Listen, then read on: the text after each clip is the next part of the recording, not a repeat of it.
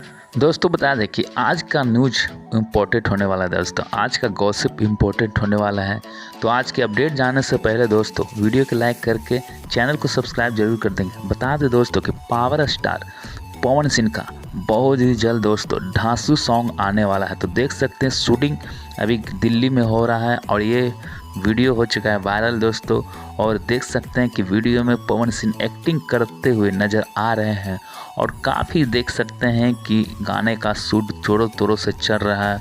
और बहुत जल्द आप लोगों को सामने ये गाना सुनने के लिए मिलेगा। नया साल के शुभ अवसर पर ये गाना का शूट हो रहा है दिल्ली में और ज़बरदस्त लोकेशन इसका कर लें दोस्तों। तो जो ज़बरदस्त लोकेशन और ज़बरदस्त सॉन्ग है, तो इसलिए ऑडियो आप लोगों को सुना नहीं रहे हैं क्योंकि कॉपीराइट का इशू हो जाता है। इस कारण से दोस्तों आप लोगों को ऑडियो म्यूट पर हम दिखा रहे हैं सिर्फ वीडियो को। तो देख सकते हैं कि धमाकेदार सॉन्ग आने वाला है पावर स्टार पवन सिंह को। और नए नए न्यूज़ के लिए दोस्तों आप लोग चैनल को सब्सक्राइब करके वीडियो के लाइक तो कर लीजिए और इसी तरह नए नए अपडेट आपको मिलता रहेगा।